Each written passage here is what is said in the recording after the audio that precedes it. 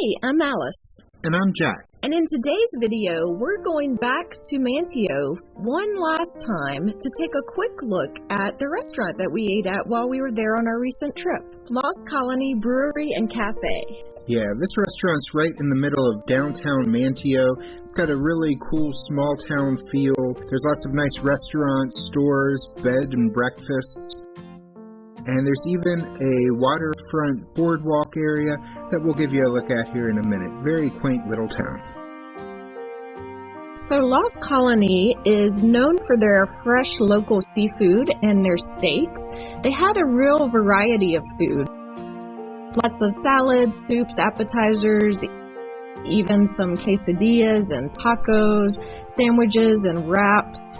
And then their desserts, we thought was very interesting, are actually made for them by a former NFL linebacker. So he's a former Chicago Bears linebacker, and now he makes desserts for them. I thought that was pretty cool. I ordered the fish and chips, and here you can see it's a generous portion. It came with coleslaw. It was really good. The fish was perfectly battered and just really light.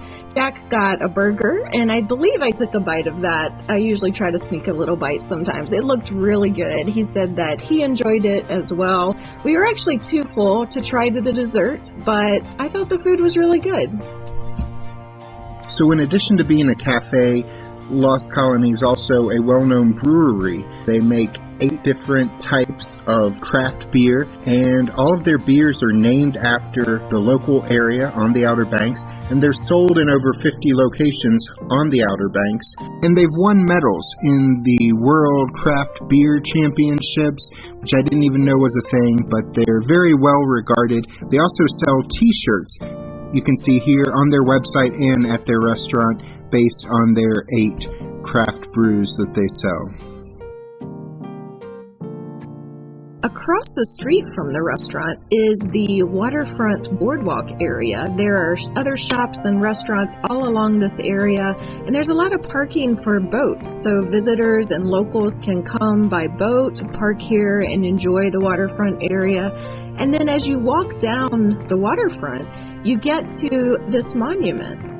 This monument marks the American Revolution Bicentennial Park. They created this for the 200th anniversary of the American Revolution as a monument in memory of all the people that fought in that war.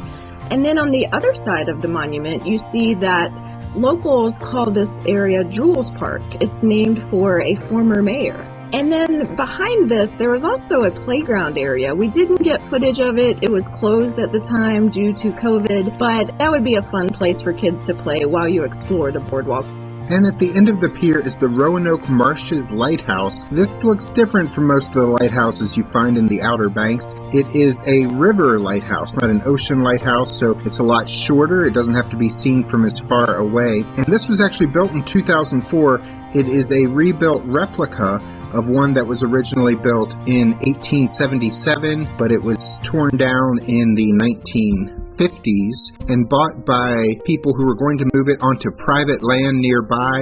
As they were moving it, it actually fell into the water and broke open. The remains of that original lighthouse are at the bottom of this water. And here you see a display of one of the screw piles from that original lighthouse. Screw piles are these giant columns that are screwed down into the muddy earth to give a solid foundation for a lighthouse that's out over the water. And right near the pier where the lighthouse is, there is this Manteo weather tower. This is still in use today, and they have a sign here that explains the different colored flags and what they mean. They still use this for storm warnings and various signals. And one thing that they had that I thought was really interesting, they have a sign at the base that talks about how high the water got during Hurricane Irene. So in 2011, the hurricane actually caused the water water to rise up to that mark. It's almost 8 feet higher than it usually is. And here you see across the water is the Roanoke Island Festival Park that we took you to in a recent video. So this is just a really nice area with a lot to see and do in downtown Manteo. So that's it for this video. I hope that you enjoyed this look at Manteo and Lost Colony Brewery and Cafe. If you're there, you should check it out. They have both indoor and outdoor seating, and we really enjoyed it. If you enjoyed the video, I hope that you'll hit that thumbs up button. If you haven't subscribed yet, please hit subscribe, share it with your friends, and we'll see you the next time we're traveling through.